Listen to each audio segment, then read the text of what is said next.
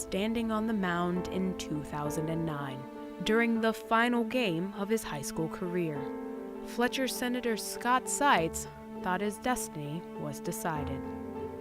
Here is the 2-2, and guess what? Another K. That's 6 already for Scott Sitz. For the past 12 years, Sitz practiced his fastball, his slider, his curve. Until that moment in time, the best his skills had garnered was an offer from a small community college in his hometown. But that night, that final game, everything changed.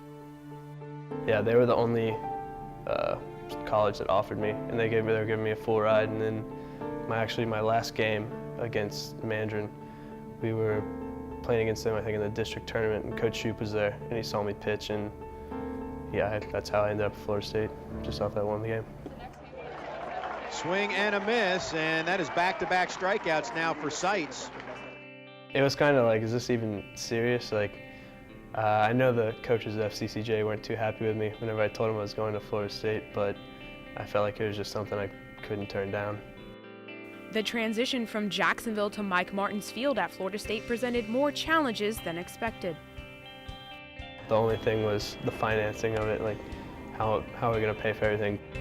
Baseball-wise, it was completely different. High school teams are nothing compared to college teams.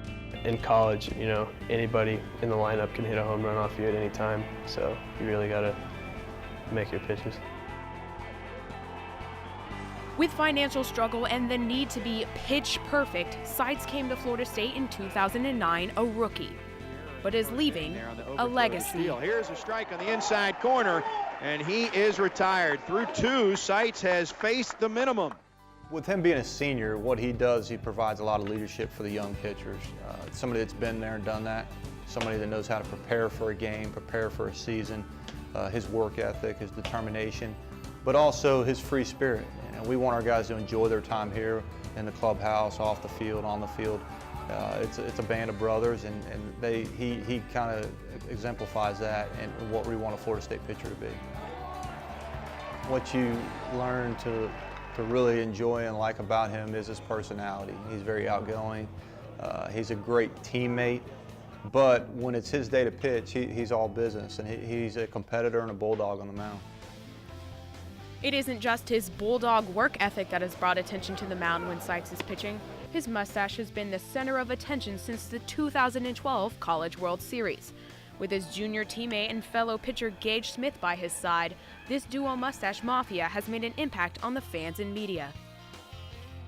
Everybody on the team likes it, fans like it, you know, just getting recognized. Nobody has a mustache, so it's just something different. Well, I mean, people have mustaches, but not like these. This facial hair mob isn't a long-lasting tradition. It's more of a newfound fad, consisting of only 2 members, Scott Sitz and Gage Smith. This Mustache Mafia is a duo founded just 1 year ago when the 2 pitchers found a common and eye-catching bond. Did I do it? I don't remember, honestly. I think it was just something, you know, the double M kind of thing sounded good. I know what he's thinking, but. Well, I was the originator. There it is. Yeah, so. But I'm the leader. We're gonna have to go with me. Eyes are drawn to the field every time the Mustache Mafia claims the mound. But whose mustache attracts the most attention? Smith felt that the title belonged to his fellow mobster. I mean, obviously after that game he threw at UCLA, he was gonna get all the attention. Walking around campus with something like this, yeah, you know, people stare. I'll give it to Scott. He's probably got the most attention as far as mustache.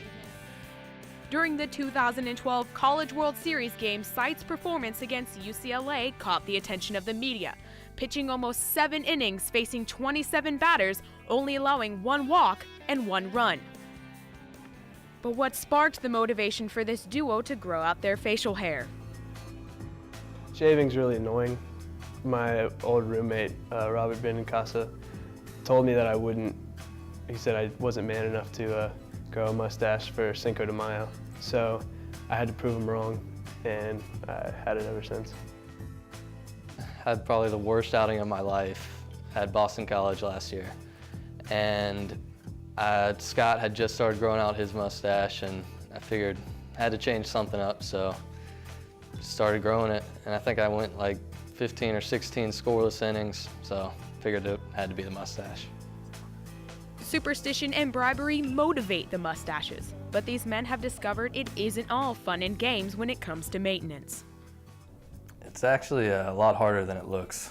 I mean, to make it look good, to make it pop, you gotta shave every day, which is annoying. And then I'm trying to do this flip thing.